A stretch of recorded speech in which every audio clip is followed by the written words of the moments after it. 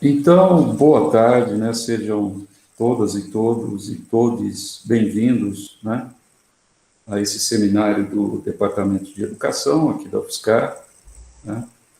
E nós teremos hoje uma sessão muito especial, né, de estudos, né, de trabalho, com a professora doutora Sandra Riscal, que é do Departamento de Educação e do Programa de Pós-Graduação da UFSCar, e com a Ana Maria Stabellini, que é doutora em Educação pelo PPGE UFSCar, né?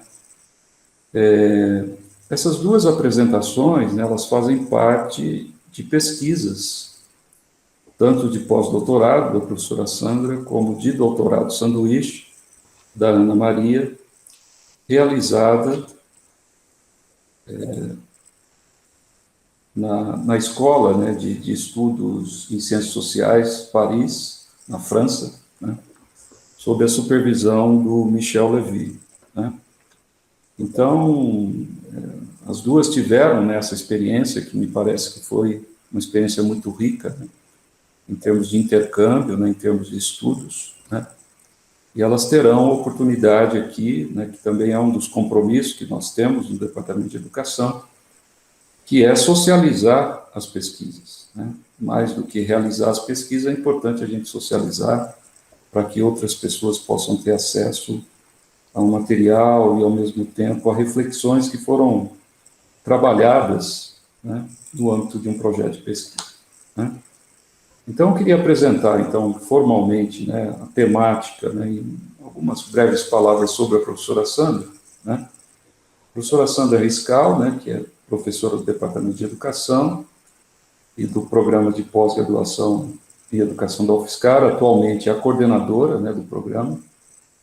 Ela é doutora em Educação pela Unicamp, fez o pós-doutorado, né, na Escola de Altos Estudos em Ciências Sociais, Paris, França, professor do Departamento de Educação, né, e tem trabalhado com muitas pesquisas, né, na linha de educação, cultura e subjetividade, trabalhando principalmente com autores como Weber, como Foucault, né, como autores contemporâneos, Habermas, autores que discutem, né, de certa forma, algumas questões que são bem contemporâneas, né, e questões muito interessantes para o campo da educação atual, né. A Ana Maria Stabellini, que é doutora em educação pelo PPGE UFSCar, né, fez o doutorado sanduíche na Escola de Altos Estudos de Ciências Sociais em Paris e tem experiência docente no Instituto Federal de Educação, Ciência e Tecnologia de São Paulo, né. Então, a Ana vai trabalhar o tema Defesa do Mundo Público, um estudo do conceito de autogestão em Rosa de Luxemburgo, e a professora Sandra vai trabalhar o tema as relações entre o conceito de afinidades eletivas e o processo de racionalização na obra de Max Weber e suas ressonâncias no campo educacional, né? Para a gente combinar um pouco a nossa dinâmica, né, cada um dos expositores, né, vão ter cerca de 30 minutos, né, pode ser um pouquinho mais, um pouquinho menos, para fazer a exposição, né, das suas respectivas pesquisas, e depois nós vamos abrir para o debate, né, para esse debate, para as questões, né, para as perguntas de vocês. E aí, como estamos nesse espaço do Meet, né, é possível que cada um possa fazer uso do próprio microfone ou elaborar suas questões pelo chat, né? Então, no momento oportuno, eu vou convidá-los a participar desse nosso bate-papo aqui, né, dessa nossa roda de conversa sobre esses temas, tá? E durante essa realização do seminário, eu vou indicar para vocês aqui também um link de um formulário para vocês assinarem a lista de presença, né, preencherem lá alguns poucos dados para receberem um certificado de participação, tá bom? Então, passo a palavra para a professora Sandra Riscal. Muito obrigada, Luiz, né? Eu fico muito feliz de poder apresentar a minha pesquisa, né? Acho que é um compromisso, acho, né? Principalmente uma pesquisa que são financiadas, né? Pelo governo, né? Pelo Estado, né? Que esse é um compromisso de apresentar os resultados publicamente. Eu acho que isso é muito importante e agradeço, né, ao Departamento de Educação, né, a oportunidade de poder, né, expor, né, o meu projeto de pesquisa. Eu vou apresentar aqui apenas para... Eu não sou muito fã de PowerPoint, essas coisas, né? Mas eu vou só apresentar para todo mundo ter uma ideia geral do tema do projeto, né? Então, é apenas uma apresentação geral, né, do tema, né, da pesquisa, né, que a pesquisa, né, foi denominada afinidades eletivas, né, o processo de racionalização e o destino, né, da educação moderna em Max Weber, né, que foi um estudo desenvolvido durante o estágio de pós-doutoramento realizado no Centro de Estudos de Ciências Sociais Religiosas, né, o CESOR, né, da Escola de Altos Estudos em Ciências Sociais, né, em Paris, sob a supervisão do professor Michel Louvet, né. É uma pesquisa que foi financiada, né, o projeto de pós-doutorado, né, na França foi financiado pela FAPESP, né, e eu gostaria de falar um pouco do professor Michel Louvet, né, ligeiramente, né, para não ocupar muito tempo, nós temos pouco tempo, eu achei que teria mais tempo, né, mas o Michel Louvet, ele é assim, um importante pesquisador, né, assim, franco-brasileiro, né, ele também tem vínculos, né, com o Brasil, e ele, né, desenvolveu, né, um trabalho muito interessante, né, no que é chamado, né, o marxismo weberiano. E ele tem muitos estudos sobre o Max Weber, estudos muito interessantes, e especificamente, né, o que me interessou para trabalhar com ele na França foi o estudo que ele tem sobre o conceito de afinidades eletivas, né? Então, de uma forma geral, né, o projeto, né, do estudo se constituiu, né, e com que articulações e disposições no pensamento, né, de Max Weber se desenvolveu a concepção de afinidades eletivas. Qual o seu papel na concepção do processo de racionalização e que repercussões teria nos tipos de educação na modernidade? Pode sim dizer que os resultados, a síntese dos resultados, né? Depois eu vou falar com mais calma sobre isso, né? Mas depois eu volto, então, para a apresentação, né, para falar um pouco sobre isso. Eu vou parar aqui a apresentação, né, porque agora eu vou falar um pouco, né, gostaria de falar um pouco sobre o próprio, né, trabalho, né. Então, né, o objetivo da pesquisa foi, inicialmente, né, analisar especificamente o conceito de afinidades eletivas, né.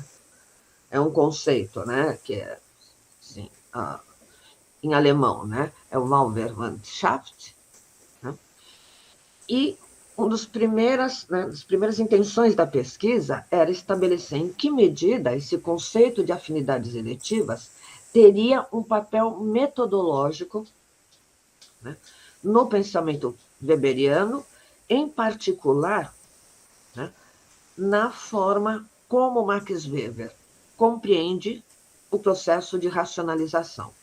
Então, uma das coisas que eu acho interessante, né, falar é que um dos motivos dos meus estudos tem sido também, né, a renovação dos estudos de Max Weber, da obra de Max Weber no Brasil, e principalmente no campo da educação. Durante muito tempo, né, o Max Weber foi associado, né, a algumas concepções ligadas a visões mais funcionalistas, principalmente porque as traduções de Max Weber no Brasil, elas foram realizadas a partir das obras e das traduções do Parsons, que deu, né, um certo sentido funcionalista na interpretação, né, que ele fez nas traduções dos textos do Max Weber.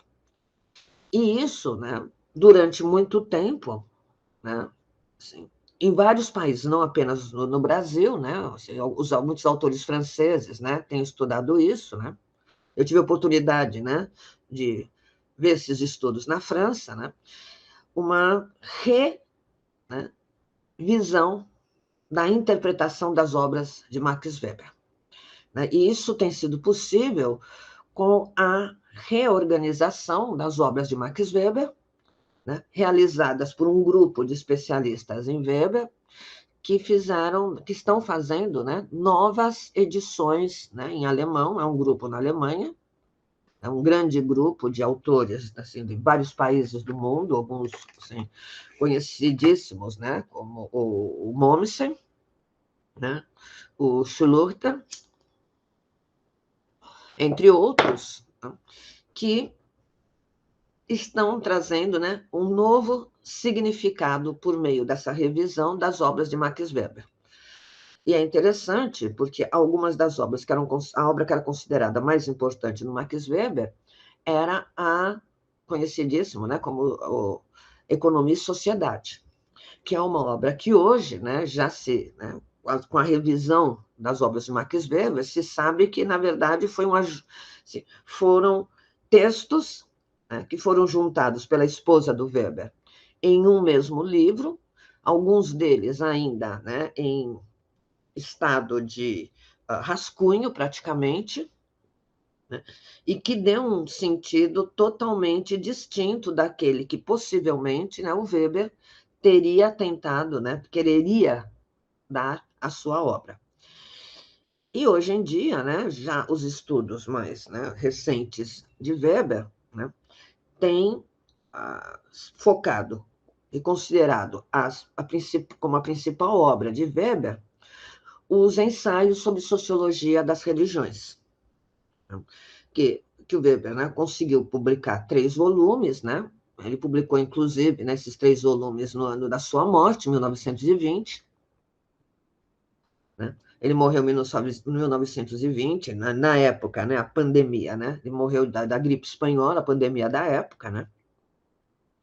E é interessante, né? Porque ele pretendia, né? Ele dedicou, né, a primeira parte do estudo, né, que inicia com a ética protestante, né, e o espírito do capitalismo, né, uma revisão de um texto que ele já tinha publicado em 1904.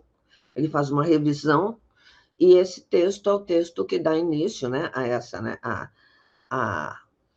esses ensaios, né, de sociologia das religiões, que é composto também de estudos sobre o confucionismo, sobre o hinduísmo e sobre o judaísmo antigo. E ele pretendia continuar com estudos sobre, né, o islamismo e um estudo sobre que estava no planejamento dele, né, e completaria com um estudo sobre o cristianismo primitivo.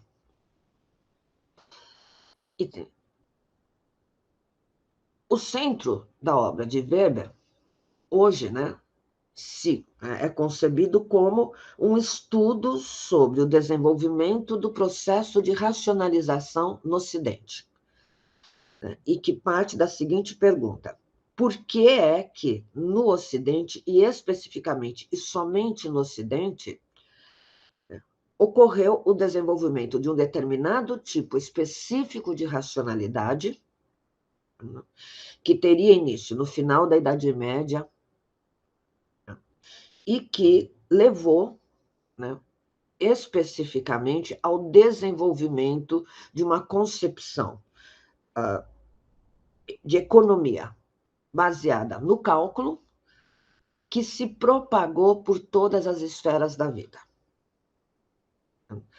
Então, a questão fundamental para Weber seria esta, né? Então, quando ele faz esse estudo das outras religiões, ele vai, né, inclusive, tentar, né, compreender o que há de específico no desenvolvimento do tipo de racionalidade que foi desenvolvida no Ocidente, e a conjunção, que isso teria sido originalmente uma conjunção, né, de diversos elementos, né, a forma como Weber trabalha, né, ele nunca trabalha com conceitos definidos previamente, ele vai, né, organizando e gradualmente ele vai estabelecendo os conceitos, né, à medida em que ele tem material, o material que ele apresenta, o material que ele estuda, e ele, né, em momento algum, ele apresenta um tipo de causalidade que a gente poderia chamar, né, da causalidade típica, né, das concepções mais positivistas, por assim dizer.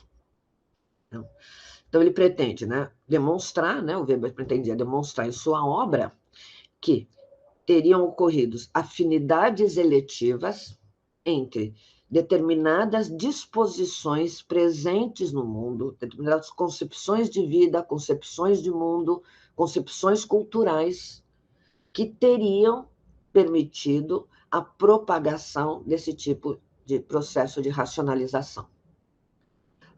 Especificamente, ele vai estudar, né, a ética protestante, né, e ele vai buscar na ética protestante, né, o sentido fundamental da vocação, que teria saído, né, do âmbito religioso para se secularizar como profissão. Por isso que ele vai fazer um estudo, né, um estudo sobre o conceito de Beruf. Né? Beruf, em alemão, significa, né, tanto profissão quanto vocação. Ele tem na ética protestante, ele faz estudo, inclusive, das obras de Calvino, mostrando, né, como vai, né, como é a partir das obras de Calvino que ocorrerá uma identificação entre vocação e profissionalização, né, e ele pretende demonstrar que, assim, que o sentido, né, que o capitalismo vai adotar a partir daí é, né, do dever profissional. Então, o dever religioso passa a se tornar um dever profissional secularizado. Né? E, além disso, né, o Weber, né, por meio desse estudo, ele pretende, né, ele desenvolve, né, uma concepção segundo a qual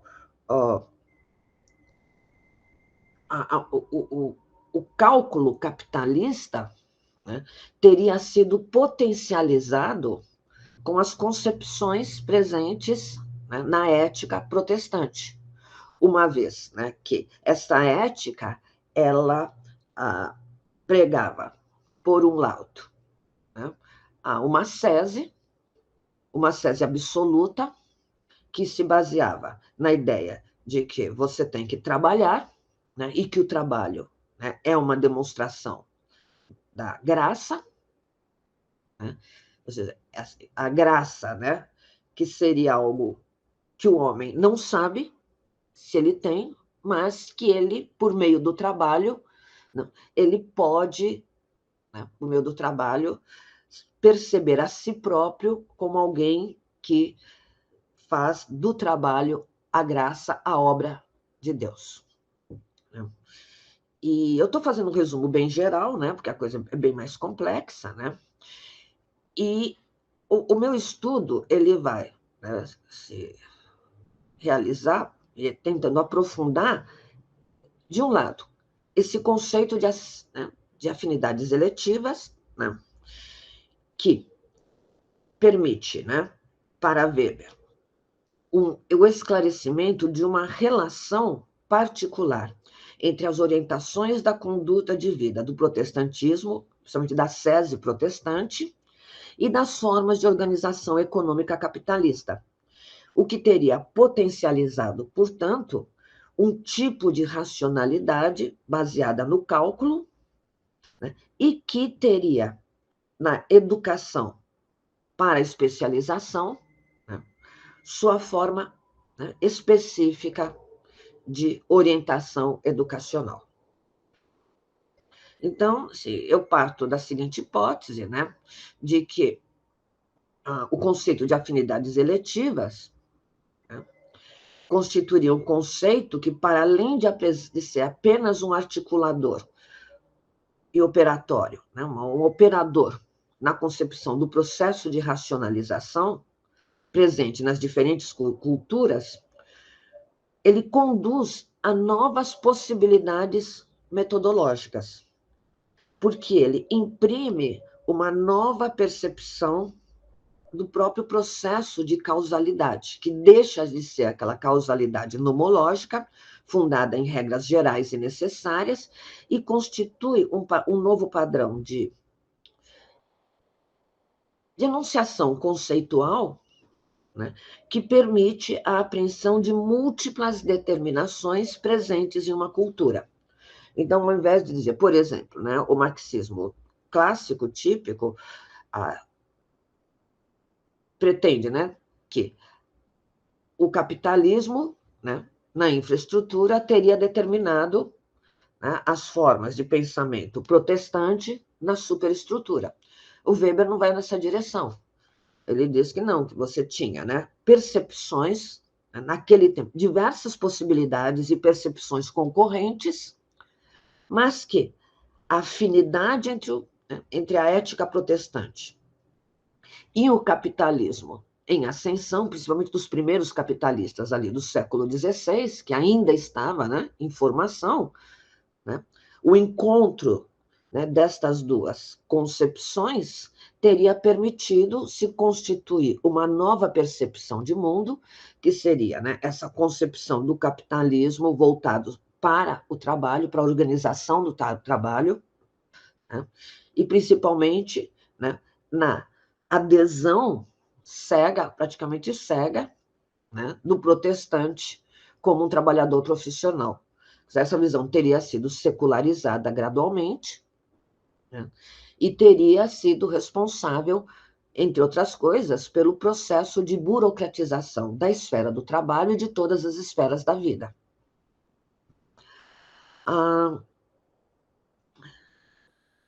É interessante, né, assim, comentar algo assim, por que é interessante o estudo da obra do Weber em termos de afinidades eletivas? Porque o Weber, né, ele não apresenta nunca conceitos pré-definidos, e nem acepções fixas dos termos. Assim, a leitura do Weber é difícil porque ele tem uma grande variação, né, no vocabulário, inclusive com duplicidades de acepções, né?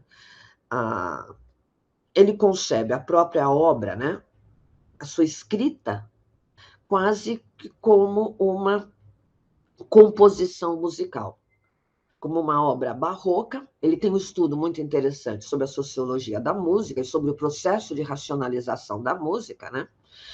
Mas assim, a escrita do Weber, ela se compõe como o contraponto barroco, no qual várias vozes, vários agentes, né, com os mesmos direitos, com as mesmas, né, condições, né, de concorrência, né, estão, né, presentes numa estrutura, né, tem um formato para o Weber de uma rede social, né, com uma quantidade infinita de agentes que, por meio, né, de percepções subjetivas e de julgamentos que levariam em consideração, muitas vezes, as próprias percepções e projetos, né, subjetivos,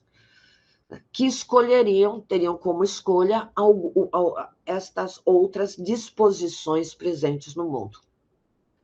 Então, é por meio dessa metodologia, né, que vai se realizar no que o Weber chama de afinidades eletivas, né, que um agente elege, né, uma determinada concepção como aquela que melhor, né, se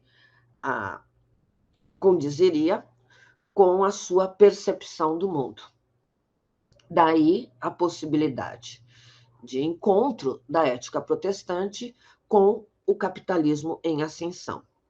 E é interessante, né, que para o Weber, né, assim, não é possível se estabelecer, né, se reduzir, né, a complexidade da realidade a um esquema fixo, a um conceito fixo, né? Existe um certo hiato aí, irracional, né, que é irremediavelmente singular.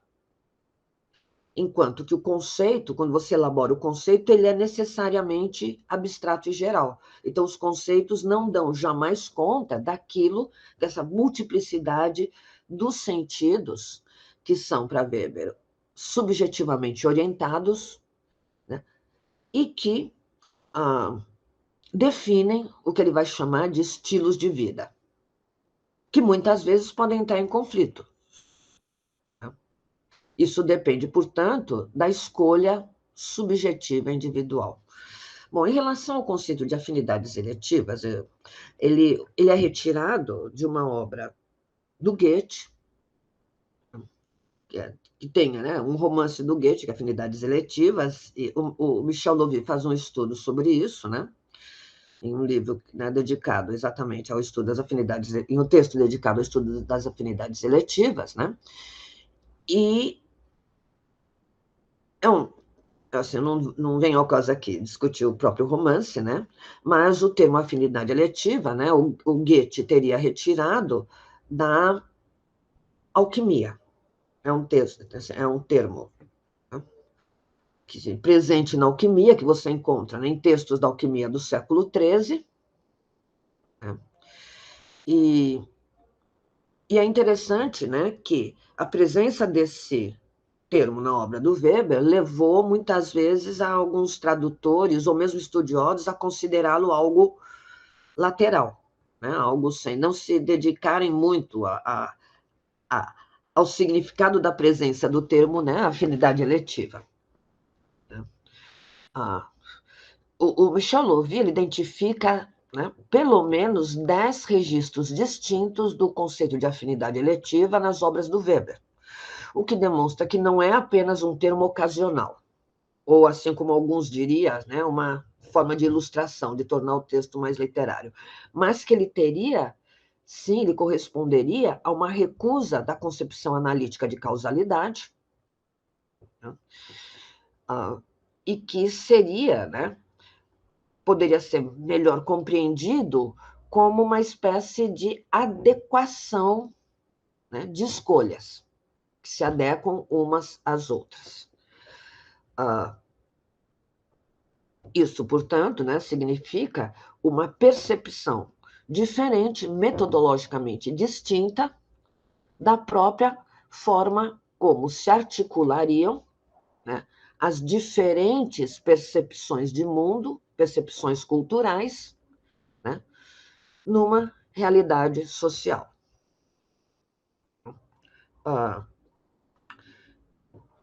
É importante, né, no meu estudo, eu dei uma grande importância para o papel, né, das afinidades eletivas, precisamente na construção que o Weber faz do processo de racionalização, né, do Ocidente, do tipo de racionalização específica desenvolvida no Ocidente, né? Nos ensaios, né? Nos ensaios reunidos de Sociologia das Religiões, que é onde o Weber trabalha, que é a sua última obra, né? Onde o Weber trabalha o conceito de racionalização, é possível, né, encontrar uma definição que torna muitos leitores, né, que deixa muitos leitores atônitos, né? A ideia de que, para Weber, o processo de racionalização, né, que afeta cada uma das esferas da experiência humana e que determina sistemas de valores, né, ele concerneria, acima de tudo, a uma adequação entre as possibilidades de ação do sujeito e a coerência, né, dessa ação com as visões de mundo, né, subjacentes para o próprio sujeito. Então, assim, a ideia do conceito de afinidade eletiva, ela estaria diretamente ligada ao próprio processo de racionalização, porque ela permitiria, né, para o sujeito, né, uma forma de racionalização segundo as suas próprias concepções de mundo. E o Weber chama atenção para o seguinte fato, assim, com grande frequência nos seus textos. O que é uma racionalidade numa determinada cultura pode não ser considerado racional para uma outra cultura.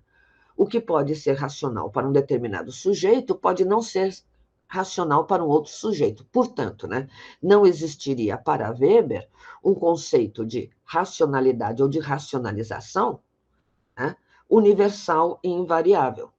Ele seria o resultado das próprias conjunções sociais e da adequação entre a possibilidade de ação dos sujeitos e a coerência com a relação de mundo, com a visão de mundo, né, subjacente no próprio pensamento desses sujeitos sociais.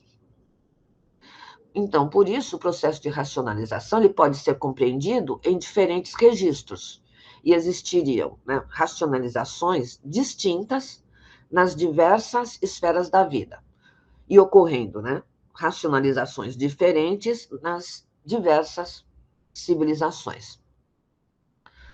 Então, ele afirma, né, que, por exemplo, é possível, né, você ter um processo de racionalização da contemplação mística, assim como você pode ter racionalização dos negócios, da investigação acadêmica, da educação, da cultura e de todos os domínios sociais, ou seja, todos os domínios podem ser racionalizados e a partir de pontos de vista muito diferentes.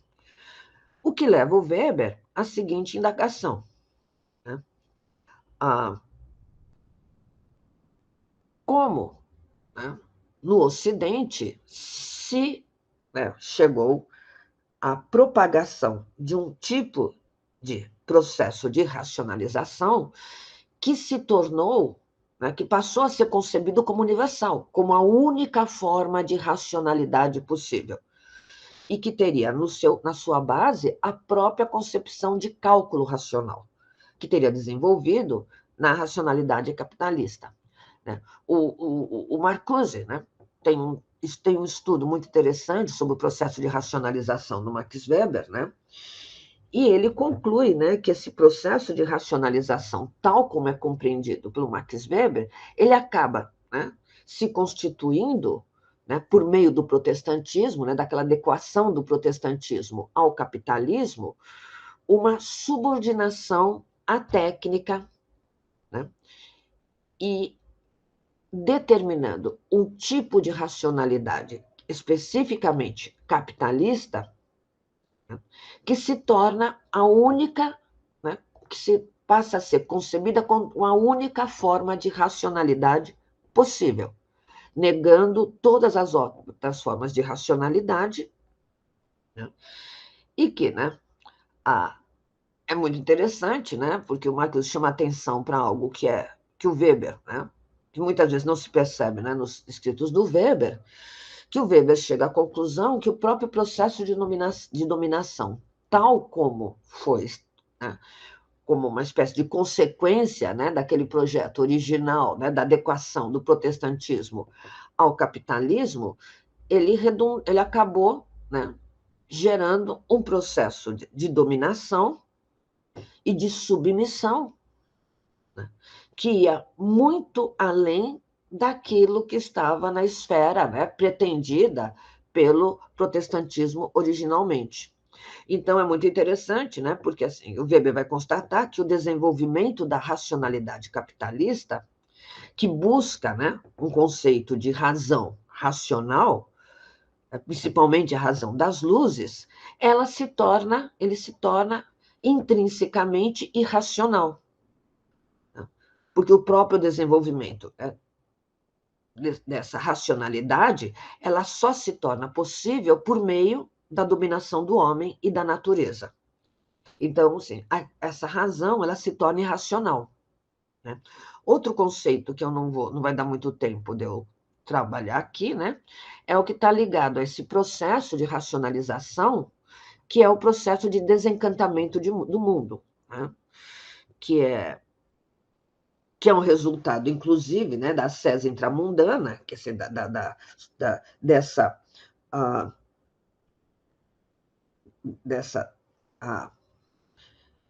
possibilidade, né, dessa racionalidade, né, dessa efetividade de racionalidade como forma de dominação, né, que acaba se efetivando no capitalismo e que reduz toda a natureza, né, todas as visões de mundo a um processo passível de cálculo. Tudo pode ser reduzido ao cálculo. Tudo é calculável. Então, assim, e isso tem uma grande contribuição, né, da sese protestante, uma vez que o protestantismo, né, original principalmente, né, o de Calvino, né? O calvinismo, né? O luteranismo também, mas essencialmente o calvinismo, teria promovido uma separação radical entre o homem, né? O mundo material, que é um mundo considerado não digno, e a esfera extramundana, que seria divina. Então, não há uma comunicação, não há do homem com Deus, não há como o homem saber quais são os desígnios de Deus.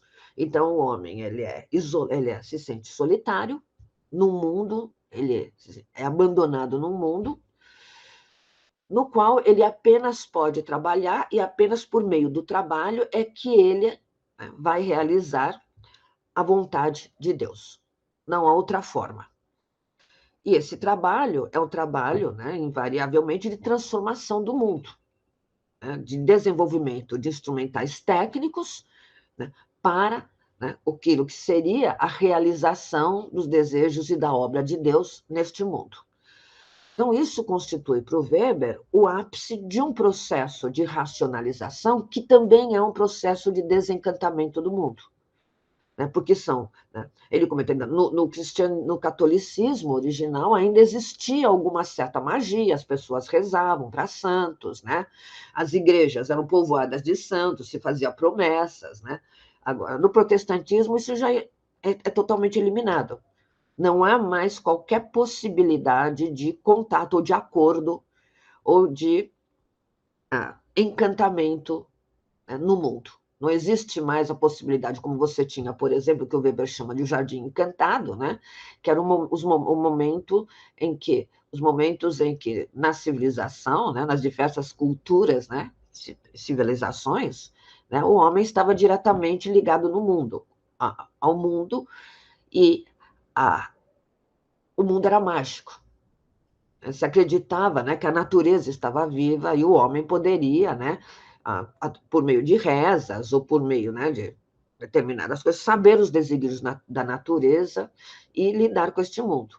O processo de desencantamento do mundo, cujo ápice, né, ocorre exatamente nessa afinidade eletiva entre o capitalismo e a ética protestante, teria desencantado totalmente o mundo. Só a razão e o trabalho possibilitariam, né, o desenvolvimento do homem, e esse desenvolvimento humano seria a realização dos desígnios de Deus. Eu já ultrapassei, acho que, muito meu tempo, né?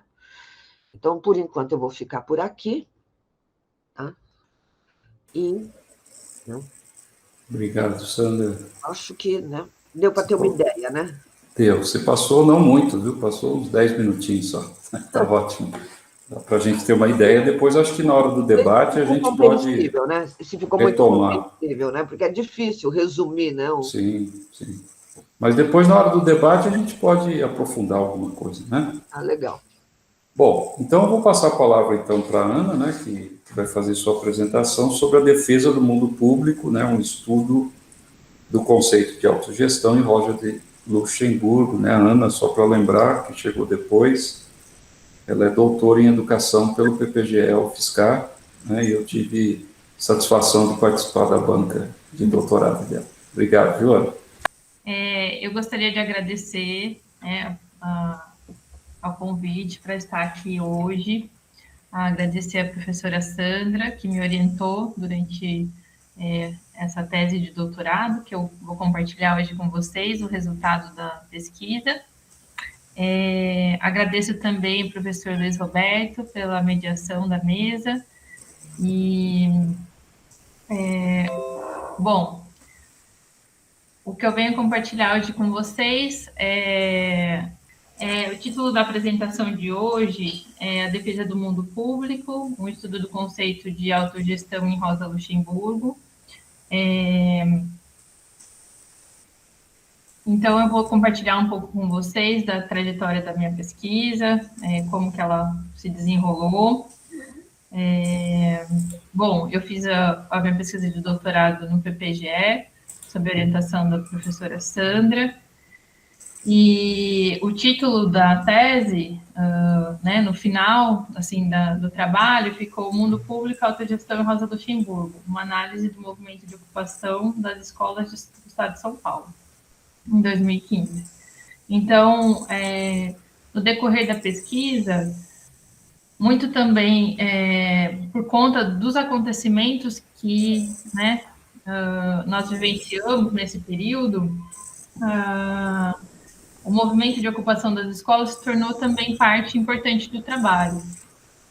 E acredito que marcou bastante esse percurso algumas questões, né? Primeiro, a conjuntura política que vivemos, né, de 2015 a 2019, principalmente as desesperanças, né, nas eleições de 2018, mas a possibilidade de estudar os movimentos de ocupação, que contavam com uma grande irreverência e inventividade, né, do movimento estudantil, nos mostraram alguns caminhos possíveis para o desenvolvimento, né, das lutas por direito à educação também. Então, uma importante etapa desse estudo foi realizado na Ecole, assim como a professora Sandra, tive supervisão do professor Michel Lovy, na Escola de Altos Estudos em Ciências Sociais em Paris, porque o Michel Lovy, ele também foi, né, um grande estudioso da obra da Rosa Luxemburgo. No início, junto com Mário Pedrosa, que acho que foi o primeiro pesquisador brasileiro que se dedicou a analisar o pensamento da Rosa Luxemburgo, Michel Lovy também, né, tem muitos textos sobre a obra da Rosa Luxemburgo, muito interessantes, e a partir dessas leituras foi, né, feita esse contato com o professor Michel Lovy para fazer essa etapa do doutorado de sanduíche. Então, foi financiado pela CAPES, né, concorri, né, no PPGE, a bolsa do PDSE, e fui contemplada. Fiquei 6 meses em Paris estudando, então, profundamente, né, essas questões. E, como, né, mencionei, foi parte bem importante, assim, não só os estudos realizados lá, mas o contato, né, com os pesquisadores que eu tive, e assim como também destacou a professora Sandra, é muito importante esse momento para a gente socializar os resultados da pesquisa, né, e compartilhar com vocês. Então, é um prazer estar aqui hoje, destaco novamente. Bom, para iniciar, pessoal, eu acho interessante fazer uma nota biográfica. Para quem não conhece, né, ou conhece pouco, a Rosa Luxemburgo, ela nasceu em 1871, né, ela é uma autora polonesa. Ela desenvolveu seus estudos em ciência política na Universidade de Zurique, na Suíça, e ela teve uma atividade política bastante intensa, né, no movimento socialista de sua época. Então, eu coloquei a data errada, pessoal, me desculpe. Em 1880, ela se filia, né, ao Partido Social Democrata Alemão, e, assim, em decorrência da sua grande atividade política, em 1919, que foi, né, o ano da sua 4ª detenção, ela foi assassinada. Então, ela viveu em um período bastante peculiar, né, da história da humanidade, principalmente pensando em movimentos revolucionários na Europa. E ela contribuiu bastante com as teorias, né, com o debate político da sua época, e também, né, nos possibilitou até hoje fazer conexões com a atualidade do seu pensamento. Hoje também é possível que a gente estabeleça algumas relações. Bom, foram temas fundamentais dessa pesquisa que eu desenvolvi a noção de conselhos de espaço público e de autoeducação política, né? A possibilidade de uma autonomia, de uma ação política e de uma autogestão escolar, discutindo, né, essas perspectivas também no campo da educação. Então, para fazer esse movimento, essa costura entre os temas, concebemos a escola, né, como uma organização social, e não apenas naquela visão de uma escola que é uma instituição do Estado, mas sim que ela compõe com os grupos sociais que ali participam, né, atuam. Então, depois vou falar um pouquinho mais sobre isso, mas são, então, importantes, né, nesse trabalho, e me dediquei a estudar, né, as concepções de liberdade política, socialismo democrático, autonomia, autogoverno, né, da crítica à burocracia, que a Rosa Luxemburgo faz também, e como que ela vê essa questão da formação dos órgãos participativos. E a questão de pesquisa, ela foi, né, descrita da seguinte forma: os conselhos autogestionários, tal como concebidos por Rosa Luxemburgo, constituídos como espaços de autonomia e liberdade, se eles visariam uma formação de uma consciência pública fundada na ação política. Então, nós buscamos responder essa questão a partir da obra da Rosa Luxemburgo e fazer uma inter-relação também, conexões com a área da educação, né? Então, aqui eu trago para vocês, né?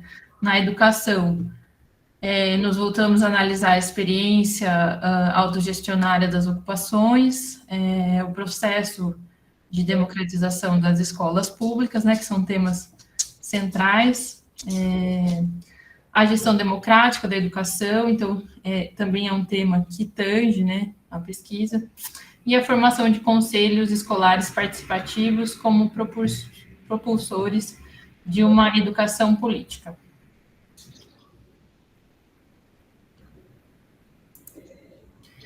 Bom, então, sobre o tema da autogestão em Rosa Luxemburgo, acho que é interessante mencionar para vocês que logo no início nós pensamos em estudar o conceito de gestão, né, na obra da Rosa Luxemburgo. Mas nas primeiras leituras já ficou claro que a perspectiva dela, estava relacionada a uma autogestão, né? Eu vou desenrolar um pouquinho sobre esses temas aqui hoje. Mas então, nós optamos por estudar o conceito de autogestão. Chegamos à conclusão que é autogestão, então vamos analisar como que ela argumenta, né, em torno desse conceito. E aqui algumas obras, né, centrais para analisar esse conceito foram a Questão Nacional Autonomia, O que Queremos e O que Quer a Liga Espartacus. Eu acho interessante trazer para vocês essas obras porque elas estão em períodos distintos, né? A Rosa Luxemburgo escreveu a Questão Nacional e Autonomia bem no início da sua trajetória política. O que Queremos também. E O que Quer a Liga Espartacus foi logo após ela romper com a social-democracia, porque ela, junto a demais colegas dissidentes, né, da social-democracia alemã, naquele período, eles fundaram a Liga Espartacus, e O que Quer a Liga Espartacus justamente é o programa do partido Liga Espartacus. E aí, nesse texto também tem algumas perspectivas bastante interessantes que ajudam a elucidar esse conceito de autogestão, né? Bom, então, sobre a questão, rapidamente falando para vocês, sobre a questão nacional, né, da formação de estados nacionais e gestão pública do Estado, a Rosa Luxemburgo, ela não tinha uma posição igual para todos os casos, né, sobre a formação de estados nacionais. Ela acreditava que seria importante verificar, porque para ela não era garantido, né, que com a formação desses estados nacionais haveria igualdade entre as nacionalidades. E ela dá o exemplo, inclusive, né, no caso das colônias europeias, que a independência não resultou em autonomia e prosperidade para os povos, né? E ela fez uma análise bem interessante sobre essa questão, sobre o imperialismo. Inclusive, ela cita o Brasil, menciona, né, que o fato do Brasil ter se tornado independente não fez com que, por exemplo, fosse abolida a escravidão, né? Então, ela falou, se manteve, né, a dominação de um povo sobre outro povo, né? Então, assim, e eu acho bastante interessante, porque isso também se relaciona à concepção que ela tem, que ela começa a desenhar, né, sobre o movimento desigual e combinado do capitalismo, que mais para frente o Trotsky vai analisar com mais profundidade, né? Então, ela também analisa a questão do centralismo dos estados modernos, o aparecimento da burocracia, né? A lógica da eficiência e da eficácia, a separação entre o público e o privado, como esse momento que a burocracia se instaura, né? Então, basicamente, de forma geral, né, sobre esse tema dos Estados Nacionais, essas reflexões são centrais na obra da Rosa Luxemburgo. Outro elemento importante para o desenvolvimento da tese foi analisar o conceito de democracia, de conselhos e de educação, né, presente na obra da Rosa Luxemburgo, fazendo uma observação de que a educação no sentido de educação política, né? Então, obras importantes para analisar esses dois conceitos foram Reforma Social e Revolução, um texto clássico da Rosa Luxemburgo, e Nosso Programa e a Situação Política. Esses textos, eles estão reunidos em uma coletânea que chama Textos Escolhidos, que tem uma série de textos da Rosa Luxemburgo, e dentre eles, né, esses dois que eu mencionei, mas tem outros, né, que a Liga Espartacus também está, O que Queremos, A Proletária, que eu vou mencionar mais à frente. Então, esse texto, essa coletânea, né, ela está disponível em português. E tem também ainda o volume sobre as cartas, que eu acho bastante interessante, foi bem importante para a minha leitura também. Bom, e a partir dessas leituras, é possível notar que a Rosa Luxemburgo, ela concebe a democracia como um movimento indispensável. Nisso, ela está querendo se contrapor há uma concepção, principalmente ali de progresso da democracia, né, que a democracia teria uma visão progressiva, né, e na discussão ali com Bernstein sobre a reforma social, ela diz, né, claramente que a reforma social não caminharia para um socialismo. Então, ela discorda, né, dessa visão. Ela diz que, para argumentar em relação a isso, ela diz que com o desenvolvimento da burguesia, a democracia torna-se dispensável, né? Ou seja, que esse grupo social, né, digamos assim, utiliza a democracia, quando não serve mais, né, a democracia, ela é descartável, ela é descartada, e acredito que nós temos alguns exemplos históricos, né, para trazer, para refletir em relação a isso. Bom, e aí ela destaca que a importância, né, da inventividade dos movimentos revolucionários e que, para os trabalhadores, né, a democracia ela tem que ser um exercício constante, que ela não pode ser dispensável, já que para a burguesia ela é dispensável, que é na luta justamente nesses momentos em que há suspensão, né, digamos assim, da democracia, a própria luta pela democracia seria um momento de aprendizado dos trabalhadores sobre as suas próprias condições. Então, por isso que a democracia não pode ser dispensável, né, para um movimento revolucionário. Bom, e quando ela argumenta sobre essas questões, ela tem, né, assim, dois exemplos históricos bastante importantes que ela conseguiu observar, né, que foi o surgimento dos conselhos de operários e soldados na Alemanha, que funcionavam, né, por meio de uma autogestão, e os soviets, no início, né, da Revolução Russa, como que eles se organizavam, e ela olhava para esses conselhos como órgãos que poderiam não só organizar a classe trabalhadora, mas também serem órgãos de gestão. E aí, essa concepção se relaciona também com a obra dela, quando ela diz, né, que a revolução deve gestar novas formas de exercício de poder, que não é necessário que se tenha modelos pré-formulados, né, nem que se sigam os mesmos modelos.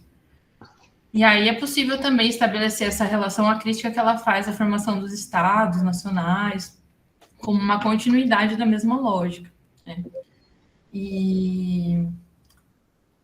Bom, e aí ela diz que a educação política, né, se realizaria na prática, né, isso é importante, de participação nos conselhos, que esses conselhos seriam também locais em que haveria, né, liberdade de pensamento. Então, são aspectos importantes quando a Rosa Luxemburgo vai discutir a questão dos conselhos, da ação política e do espaço público.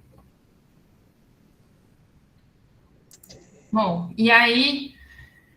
Bom, quando eu estava, então, fazendo o meu doutorado sanduíche, e também com base nas discussões que nós fazíamos, né, nas disciplinas, eu encontrei um livro, e aí eu trouxe a recomendação para vocês também, que ele não tem em português, mas a tradução seria como A Comunidade Possível, a Democracia de Conselhos, de acordo com Rosa Luxemburgo e Hannah Arendt, que é de um jurista italiano.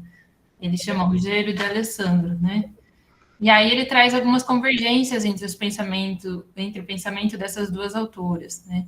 Mais para frente eu vou falar algumas divergências, mas é interessante também que ele pontua que são duas mulheres do próprio tempo delas, né? Assim, que elas viveram momentos diferentes, que elas, né, têm similaridades e têm diferenças, e principalmente, vou falar um pouquinho mais, mas a Hannah Arendt vivenciou, né, os resultados ali, né, depois que a Rosa Luxemburgo é assassinada, e aí você tem o nazismo, né, você tem algumas as experiências totalitárias daquele período.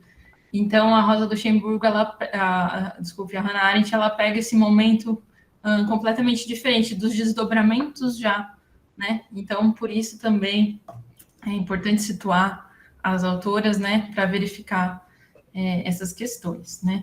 Mas as convergências delas estão relacionadas, né, a uma perspectiva de espontaneidade, a recusa do sectarismo e uma recusa a uma presunção de autoridade, né, indiscutível de líderes. Então, uma perspectiva de uma democracia mais direta, né, participativa, de uma forma mais contundente. Bom,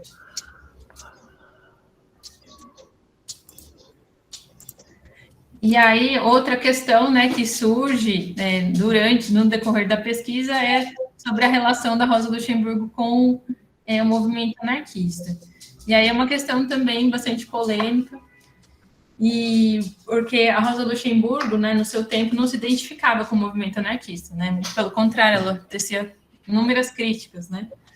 Entretanto, né, vários pesquisadores, eles encontram muitas similaridades, então achei interessante comentar com vocês.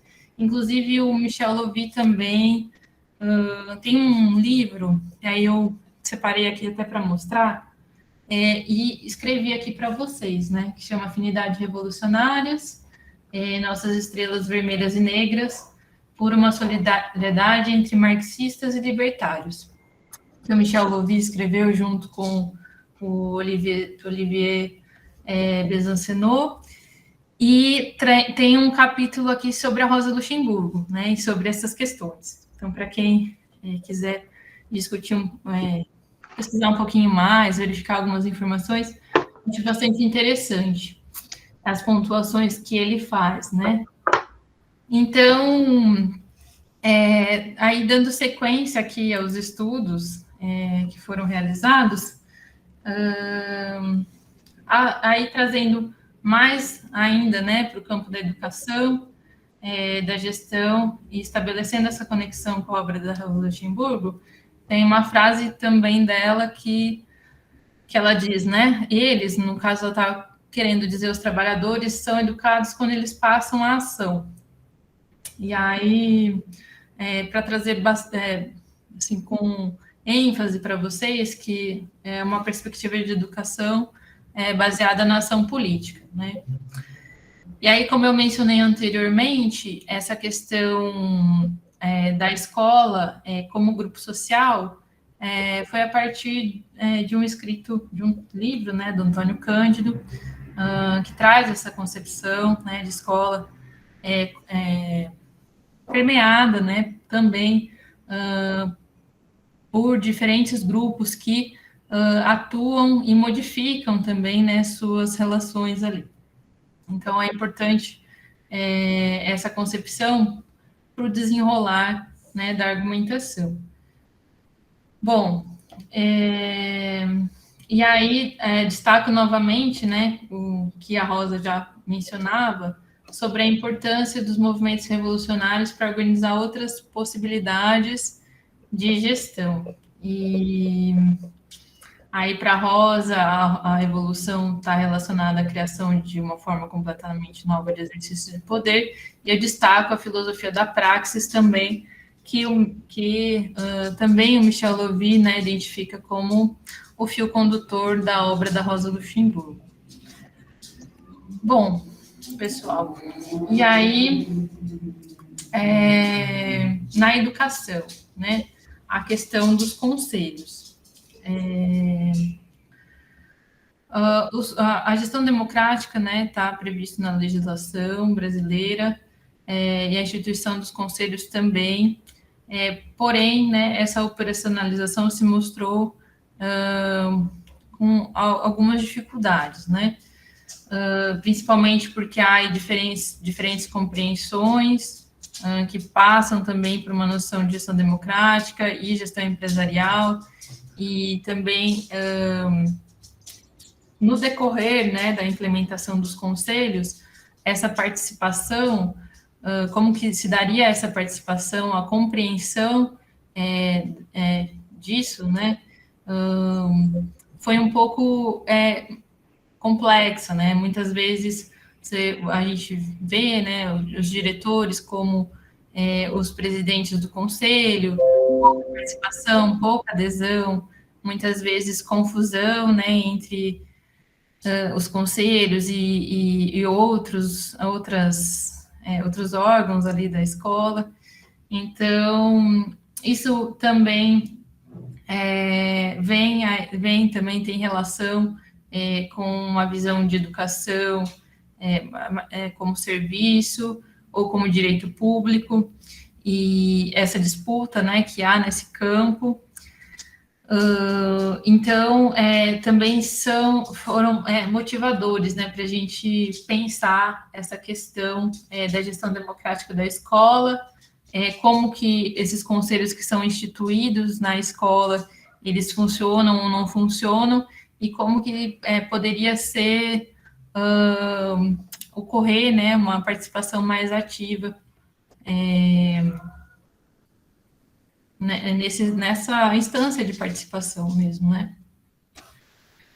E aí, pessoal, só também mais um parênteses entre os que eu estou fazendo para falar do que motivou também, em alguma medida, eu falar na minha tese sobre a Rosa e a luta das mulheres, porque no desenvolver, né, da pesquisa, muitas vezes eu me deparava com essa questão, né, tanto de colegas, tanto em seminários que a gente apresentava, como que a Rosa Luxemburgo enxergava a luta das mulheres, se ela seria uma feminista ou não. E aí, além de verificar o que os autores estavam falando, eu também optei por dar uma olhada no que a Rosa mesmo estava falando sobre isso. E aí destaco para vocês algumas obras em que ela aborda essa questão, O que Queremos, Direito de Volta das Mulheres e Lutas de Classes, A Proletária, que é um texto bem bonito, e nas cartas dela, ela também aborda essa questão, né?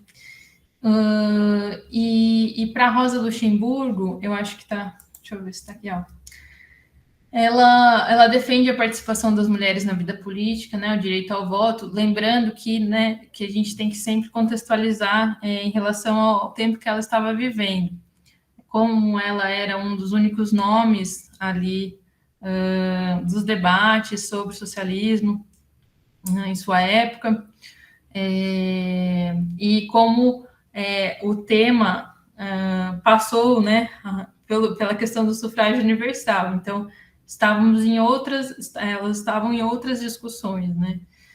Mas para ela, apesar dela defender, né, a luta das mulheres, a participação, ela acreditava que as condições de igualdade seriam alcançadas apenas com uma mudança radical, né, na estrutura mesmo, no sistema que vivemos. Então, a partir de uma revolução, vamos dizer assim.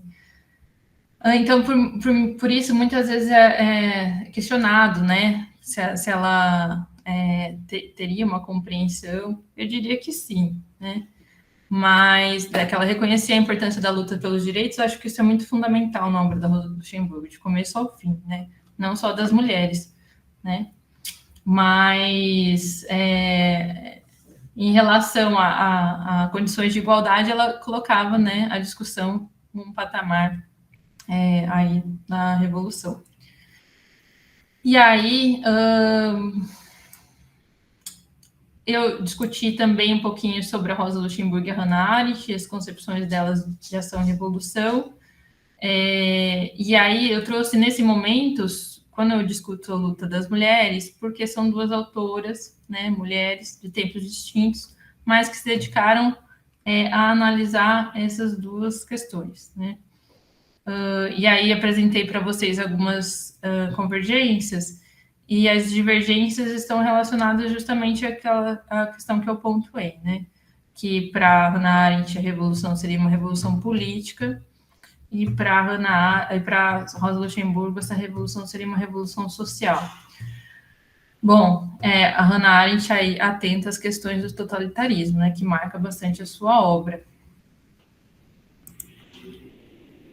E aí acredito que é interessante, né, mencionar por conta de quando eu verifico o movimento estudantil ocorrido em São Paulo, também é bastante evidente o protagonismo que as estudantes tiveram, né, durante as ocupações. Então, além da Rosa Luxemburgo, a Silvia Frederic também fez suas análises em relação ao capitalismo, e a exploração do trabalho das mulheres, e a Carol Carroll, né, que ela acho que é norte-americana, é uma antropóloga, McAllister. Ela utiliza também o conceito de desenvolvimento desigual e combinado do capitalismo para analisar uma comunidade e algumas modificações, né, no sistema matrilinear, que é bastante interessante, né, a análise dela. Então, trouxe também essas referências em relação, né, à questão das mulheres, e passo agora a falar, vou tentar falar rapidamente, não sei como está meu tempo, mas sobre as ocupações. Isso, mas acho que uns 5, 10 minutinhos, viu, Ana? Para fechar.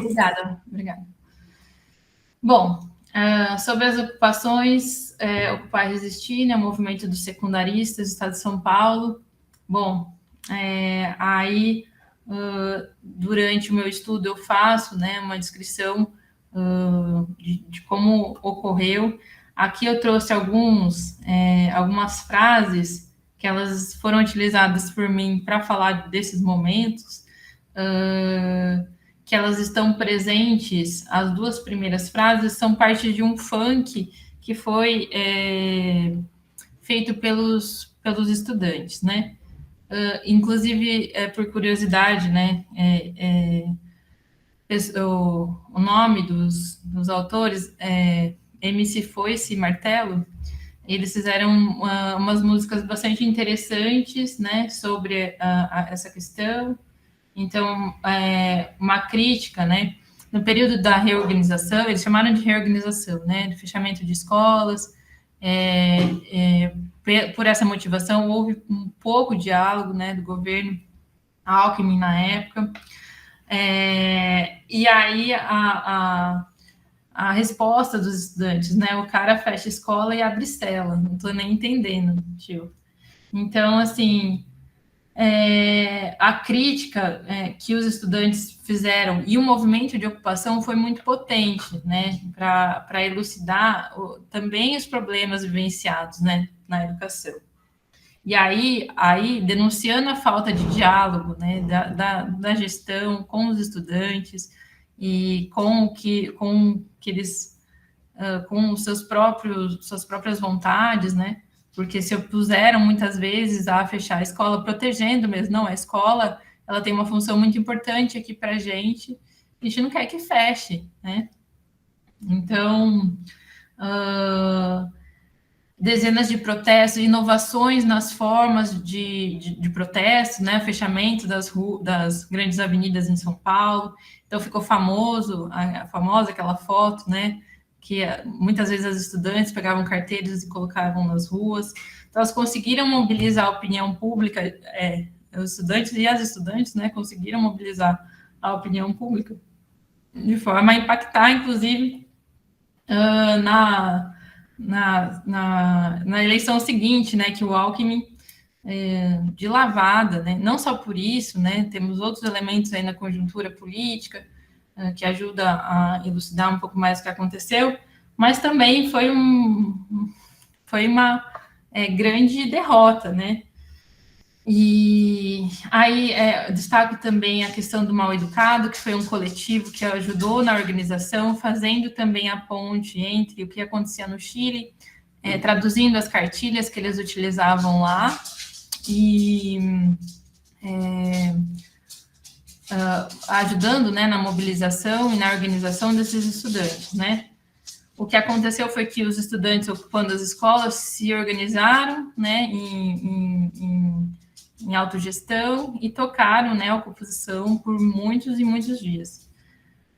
Bom, e aí também eu acho que em muitos momentos assim aparece a denúncia dos estudantes da forma como eles eram tratados, porque muitas vezes a diretora, ao chegar à escola, ao invés de conversar, já ligava para a polícia. Então teve todo um embate nesse momento que evidenciou também essas questões do afastamento mesmo dos estudantes das instâncias ali de decisão. Muitos deles reclamavam assim, bom, mas eu não fiquei nem sabendo para saber se eu era a favor ou contra, já iam fechar minha escola e era isso, né? Então, eu achei que foi interessante se deparar, né, no momento da pesquisa com esse movimento e trazê-lo também para discutir, porque foi evidente, né, ali a falta de diálogo da gestão em vários níveis, né, com o desejo dos estudantes. Bom, e aí, relacionando Rosa Luxemburgo com a luta dos secundaristas, a gente pode mencionar alguns pontos, né, como a inventividade do movimento de contestação, aí fazendo, né, eles próprios outra forma de gestão.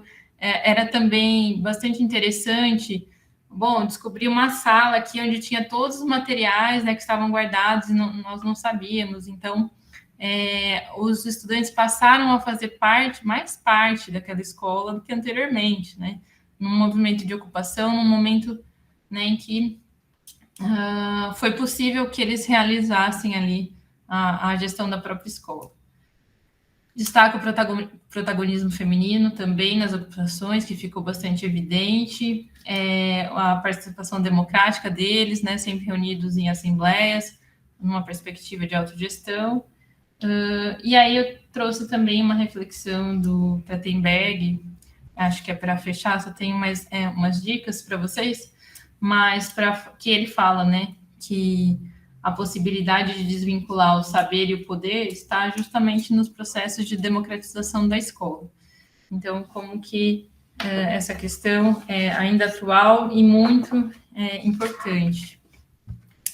E aí, só para finalizar, eu trouxe aqui algumas recomendações de documentários que abordam essa questão do movimento estudantil, da questão, né, do movimento no Chile, inicialmente, que foi nele que muitos estudantes brasileiros se basearam, né, e são 3 documentários, e esse último é sobre a Rosa e a ocupação das escolas. Então, todos acredito que estão disponíveis, tem no YouTube, tem em canais de streaming. E esse Rosa nas Escolas também, é só pesquisar. E esse é bem interessante porque Rosa é uma peça de teatro que ela foi montada durante as ocupações. E aí eles filmaram, né, fizeram um documentário sobre a compreensão dos estudantes depois da peça, né, e como são falas muito interessantes. Então é isso, pessoal.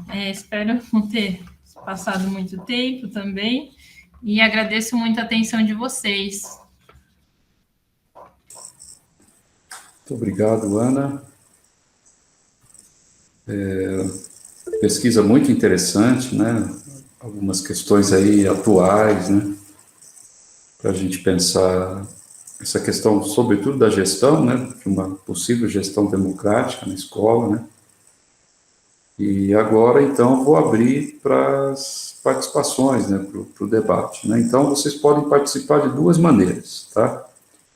Ou pelo chat, vocês formulam as questões, a gente pode ler e abre para as pessoas, no caso para a Ana e para a Sandra, trazer uma contribuição, ou podem se inscrever também, só basta levantar a mão e eu dou direito à palavra, né, desde que vocês sejam... Bom, temos perguntas, então? Quem gostaria de formular alguma questão para a Ana e para a Sandra? Artieres, por favor.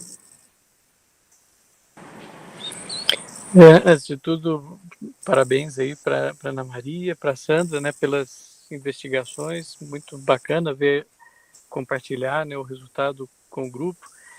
A minha pergunta era para a professora Sandra e era para que ela discutisse talvez um pouco mais alguns conceitos referentes à afinidade. Dentro do argumento inicial, ela colocava, né, que existem processos de racionalidade desenvolvidos em lugares, em contextos distintos e que existe uma tecnificação racional que pode ser inclusive contraditória. Claro que a obra do Weber, né, do protestantismo, é uma obra que discute talvez a categoria muito forte do desenvolvimento europeu ocidental. Mas quando a gente fica olhando agora para o Oriente, em 2 contextos muito específicos, talvez o contexto de desenvolvimento chinês, né, onde as categorias de religião, tanto catolicismo quanto protestantismo, imagino que não fazem sentido nesse contexto, até porque lá eles estão com o budismo, com o confucionismo, com o taoísmo, né, como categorias religiosas, místicas, para poder ver o mundo. Existe uma racionalidade que se impõe nesse contexto. E num outro contexto, que é o contexto do Islã, também existe uma racionalidade, né, retomada agora do Talibã. Então, pensando esses outros 2 contextos, eu gostaria que a professora Sandra comentasse um pouco mais como ela vê essas categorias do Weber operando nesses outros contextos, né? Como as obras principais do Weber citadas eram justamente essas que discutiam a sociologia da religião, eu fiquei curioso, né, de ver se existia já alguma analogia, se ela já tinha feito alguma relação com relação a esses outros 2 contextos. Obrigado. Obrigado, Etienne. Sandra? Olha, quando o Weber faz o estudo, né, principalmente do confucionismo na China, né, do papel do confucionismo da China, é muito interessante porque ele afirma, né, que, diferentemente do Ocidente, né, não há uma, assim, interferência direta, né, não há uma afinidade, né, eletiva entre, né, aquilo que seria a esfera religiosa e a esfera econômica. Isso é um dos pontos que ele discute. Então, a racionalidade econômica, né, ela, naquele momento que ele estuda, né, ele estuda isso no final do século XIX, né, ele não conhece a China dos dias de hoje, né, não conheceu, né, em 1920, que era uma coisa muito interessante, né, que não havia, né, essa afinidade entre as disposições, né, da vida, da esfera religiosa e aquilo, né, que era desenvolvido na esfera econômica. E eu acho interessante pensar, né, hoje em dia, né, que, em certa medida, né, a China economicamente, né, teria adotado, né, uma estrutura muito, né, no campo econômico, tipicamente capitalista. Né? Seria tipicamente capitalista, mas, entretanto, né, os chineses ainda encontram dificuldade, uma dificuldade muito grande de estabelecer o tipo de racionalidade capitalista. Né? Porque, assim, não há uma percepção capitalista da forma da vida.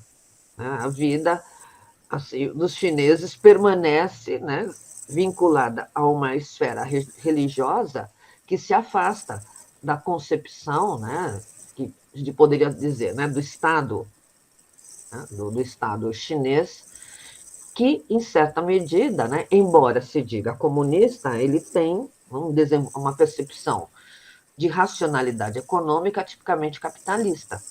E é muito interessante observar, por exemplo, né, que o governo chinês ele evita, né, diretamente entrar em conflitos religiosos, né, em qualquer conflito que possa alterar qualquer que tenha alguma interferência religiosa. Né?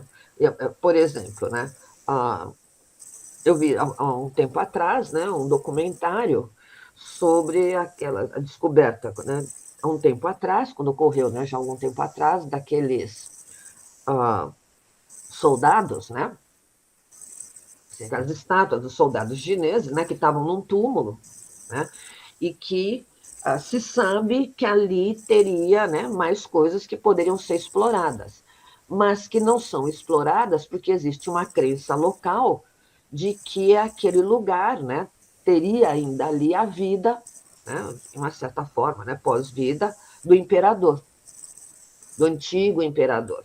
Então, né, assim, prevalece e permanece uma visão mágica do mundo. É uma visão mágica e que a própria, né, religião, né, seu confucionismo, né, teria uma percepção de mundo, em certa medida, mágica, né, e que não se adequaria, né, a uma percepção de mundo tipicamente capitalista. Né? Então, é interessante observar, né, que o desenvolvimento do capitalismo chinês ele se desenvolve a partir do Estado, né, como uma espécie de projeto, né, do Politburo, né, do Estado, né, que evita, né, entrar em confronto, em conflito, né, com a esfera religiosa. E não há, portanto, ali uma afinidade entre os dois, né? Não teria ocorrido ali aquilo que ocorreu no Ocidente. É uma afinidade. E, portanto, né, a concepção de mundo, né, de cálculo racional, ela não teria penetrado toda a dimensão da vida, não teria se propagado na esfera da vida como se propagou no Ocidente. O mundo lá ainda é mágico, né? Ainda se usa, né, por exemplo, né, a acupuntura e formas, por exemplo, de ciência, né, de concepção científica, que ainda tem muito mais relação com o mundo mágico do que com as formas, né, racionalizadas presentes, por exemplo, nas técnicas capitalistas, né? Embora eles tenham desenvolvido, né, tenham um grande desenvolvimento técnico, mas não há uma percepção de mundo tecnicizada, né? Eu diria até que a concepção chinesa ela é basicamente instrumental, né, e que ela não chegou a penetrar a esfera da vida, né? A esfera, né? Interferir na esfera religiosa, né? Por exemplo. Eu não sei se isso responde à tua pergunta em relação à China, né, Artieres. Agora, em relação ao islamismo, o islamismo é uma coisa muito interessante, né?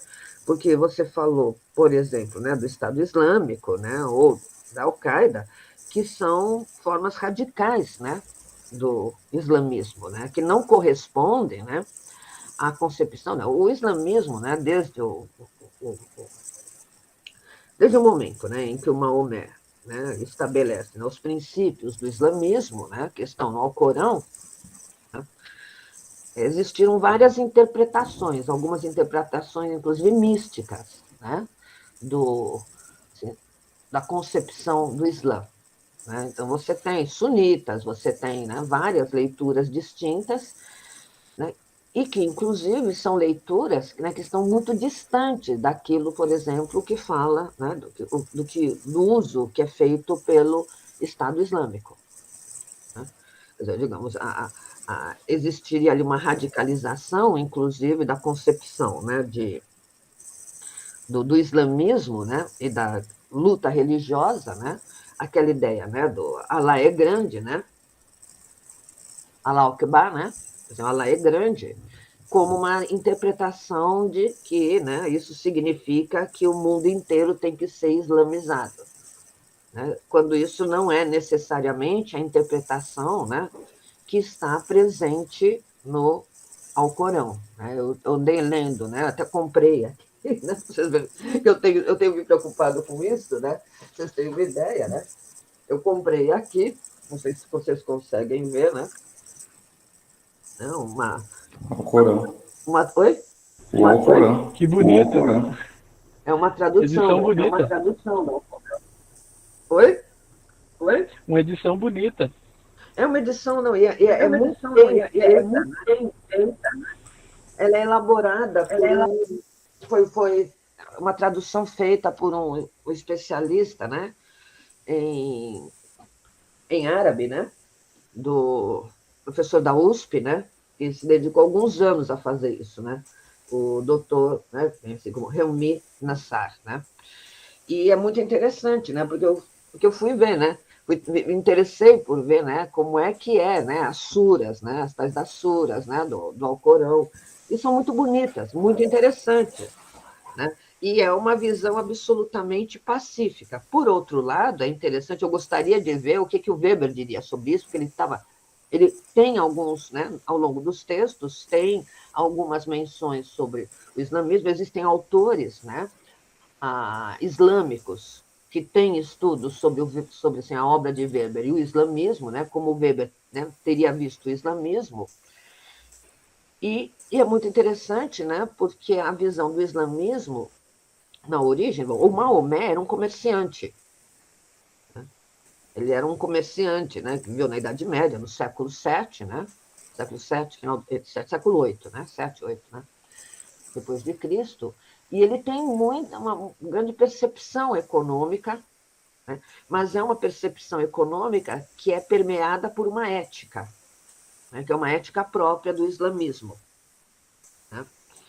Então, assim, isso que a gente vê hoje em dia, né, desses, assim, do Estado Islâmico, por exemplo, mesmo, né,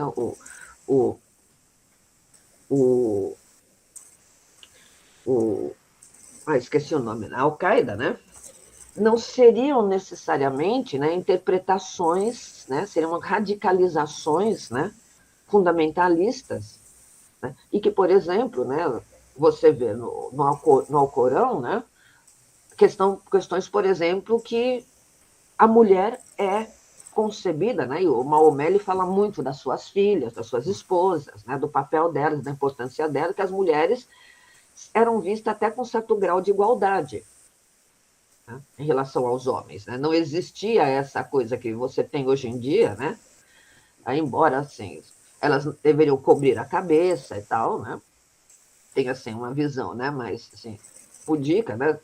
Mas, por outro lado, elas eram vistas, por exemplo, como importantes agentes, né, econômicos, né? Assim, no campo do comércio, né?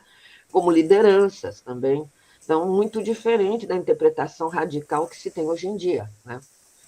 E, e é interessante, né, se pensar, né, que é um processo de racionalização também totalmente distinto daquele do Ocidente, né?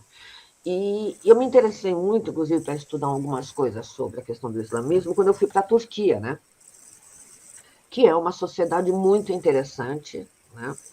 Ah, e eles têm alguns textos, eu trouxe aqui alguns textos, né? Assim, a maioria deles consegui achar em inglês, né? E não em turco, né? Que textos interessantes em que eles discutem, né, a questão, não, né, de a visão que o Ocidente tem do Oriente, né? Como é construída essa visão sobre o Oriente, né, e da Turquia como uma percepção de um orientalismo, inclusive relacionado a uma agressividade, né? Uma visão assim, agressiva, né, do Ocidente em relação ao Oriente, em particular, né, aos turcos, e que assim é interessante que, em certa medida, remontaria até a tomada de Constantinopla pelos turcos, né? Quer dizer, uma certa aversão e construção, né, do turco, e que remeteria, em certa medida, até ao Islã como inimigo do Ocidente, em função de ter de ser considerado, né, não civilizado. Então, o turco seria quase que sinônimo de não civilizado, sinônimo de agressor, né, sinônimo de alguém que quer destruir a cultura, né, ocidental. E é interessante que eles falam, ó, isso daí remete já lá, né, até, né, inclusive as guerras, né, que foram travadas na Europa, né, contra os turcos, né, impedir, né, a invasão dos turcos. E é muito interessante, né, que os turcos estejam estudando isso, né? Assim como se essa leitura, né, do Oriente, né, como inimigo. Mas é um tipo realmente de racionalidade totalmente distinta, né? E é muito interessante isso, né? Entretanto, né, todas elas são penetradas pelo capitalismo, né? Quer dizer, pertence à esfera do capitalismo, todas elas com percepções mágicas, né? O islamismo tem, né, é também uma religião, né, com elementos mágicos, assim como o catolicismo tem elementos mágicos. Então, talvez muito interessante comentar, né, alguns estudos, né, que alguns autores fizeram, né, no Brasil, né, sobre a questão, né, da racionalidade, da ética protestante, né, e o fato, né, dos países católicos, né, que permaneceram católicos, né, e como isso foi considerado, né, um atraso, né, assim, aquela ideia, né, do protestante, né, do OSP, né, estaria ligado a isso até hoje. Na cultura americana isso é presente, né, que é o white, né, o branco, anglo-saxônico, né, e protestante, né? Então, a ideia de que o protestante é o agente civilizador, né? Isso é presente ainda, né? E que os países católicos são países atrasados, e que países como, por exemplo, a Espanha e Portugal teriam ficado atrás na história porque não teriam, né? Porque teriam permanecido católicos e, por isso, não teriam desenvolvido instituições capitalistas, né? Essa discussão ela tem muitas, né, repercussões, se a gente pensar, né? E, inclusive, uma discussão que tem, né, às vezes eu comento com os alunos, né, assim, aquele texto, né, que eu gosto muito, que chama, né, O Espelho de Próspero, que discute exatamente essas questões, né? Que, assim, que a ascensão, né, do protestantismo e de uma determinada racionalidade ligada ao capitalismo, né, que foi vinculada ao capitalismo, né, teria reduzido a importância de importantes pensadores católicos, né, humanistas, né, e que teria barrado, em certa medida, o desenvolvimento de um humanismo, que teria, né, um fundamento, né, em certa medida, né, na concepção, né, do catolicismo, né, principalmente do século XVI, século XVII. Tá? Bom, não sei se eu respondi, eu falei além do que você tinha falado, Artieri. Não sei se. Sim, não, muito interessante. Obrigado, Sandro. Eu tenho até mais perguntas que poderia seguir no diálogo, mas dou oportunidade para mais. Obrigado, Sandro. Para mim, pode falar. Bom, por enquanto não temos mais inscritos. Eu teria uma questão para contribuir aí também com o debate, que eu acho que é uma questão que tanto a Ana, né, quanto a Sandra poderiam me ajudar a pensar esse tema, né? Bom, a Sandra trabalhou bastante, né, esse conceito de racionalidade, vamos chamar instrumental, né, no Max Weber, né, e depois tem toda uma tradição aí dos autores da Escola de Frankfurt, né, A teoria crítica, né? Principalmente o Max Horkheimer e o Adorno, né, que trabalham muito com essa questão da racionalidade instrumental como, digamos assim, um impedimento, né, um processo assim de impossibilidade, né, do desenvolvimento de uma emancipação, né, de uma sociedade mais autônoma, né, e isso já está muito presente no Max Weber, né, em N reflexões, né, que ele faz, né.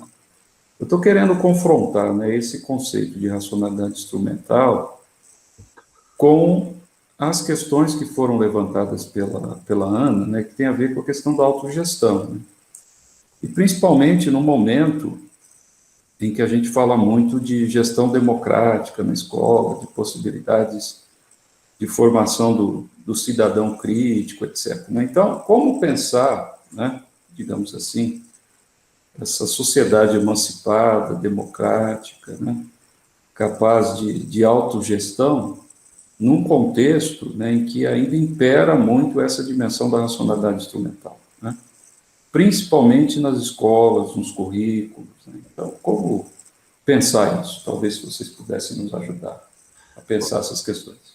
Bom, eu vou deixar a esperança para a Ana Uhum. e vou falar do Weber, que o Weber não tinha esperança nenhuma. O Weber, quando ele escreve o final da Ética Protestante, eu falo para o pessoal, é quase, né, um tiro na cabeça, né? Quer dizer, o Weber não tinha esperança, ele achava, né, que o processo de tecnicização do mundo e de burocratização do mundo, assim, já estava se propagando ilimitadamente e ele não via a possibilidade de volta, né? É por isso, assim, eu não comentei, né, que o meu estudo sobre o Weber, né, eu faço a partir de uma concepção, né, do romantismo, né, do Weber, né, uma percepção romântica e fatalista do mundo. Ele não apenas é um leitor do Goethe, né, ele cita com frequência o Goethe, e ele tem uma percepção trágica do mundo, inclusive, né, de que, assim, inclusive na educação, né, que não tem saída. Né? Para o Weber, a gente não tem saída. Né? Para o Weber, o mundo, né, está nessa situação. Ele não acreditava na possibilidade de uma revolução. Ele tem vários textos, né, sobre a questão, né, sobre questões políticas, né, na Alemanha, né, discute inclusive a instituição do parlamentarismo. Ele participou da elaboração, né, da Constituição de Weimar, na Alemanha, né, considerada quase que um modelo, né, até hoje, de constituição democrática, né, mas, em certa medida, quando ele escreve os textos de política, inclusive, que ele escreve, ele diz, né, assim, que a tendência, ele vê já na época que a tendência, por exemplo, da democracia, para ele, é o que ele vai chamar de democracia plebiscitária, né?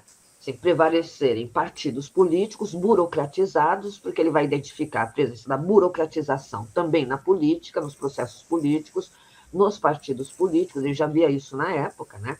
E essa burocratização acabaria, né, tornando assim, a disputa do poder pelo poder, né, e um abandono do interesse da coisa pública. Né?